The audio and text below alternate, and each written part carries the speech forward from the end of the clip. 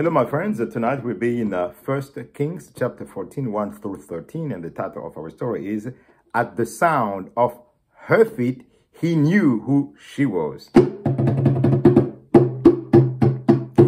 Jeroboam's son was very ill, and he decided to send his wife. He talked to his wife. He said, go see Ahija, the prophet who prophesied when I became king, and inquire of him about our son.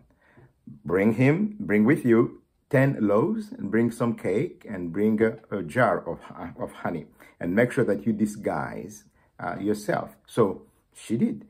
And in the meantime, God spoke to Ahija and told him, Jeroboam's wife is coming here, and she will disguise herself. So this is what you are going to tell her to tell Jeroboam. So everything was known by the prophet. So as soon as you know, at the sound of her feet, he knew who she was. As she walked in his presence, he was blind at that time because of his advanced age, but he knew that she was the wife of Jeroboam. And he told her, why are you pretending to be somebody else? This is what God is saying about your son. Your son, as soon as you enter the city, he will die. About your husband, I am the one who exalted him to be above my people. I took him to reign over the house of David. I tore the house of David and gave him a share of it.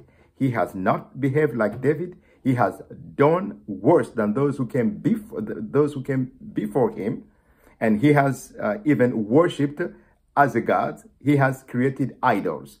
That's why I cut off all the males of the house of Jeroboam, bond and free. All are cut off, and anyone who belonged to the house of Jeroboam who dies in the city will be eaten by the dogs. Anyone who belongs to the house of Jeroboam who dies in the country will be eaten by the birds.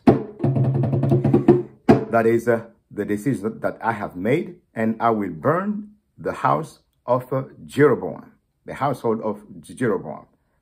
That's the prophecy about your husband. You go.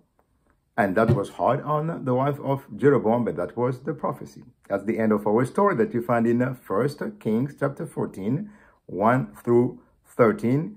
At the sound of her feet, he knew who she was. I'll see you next week. You have a good one.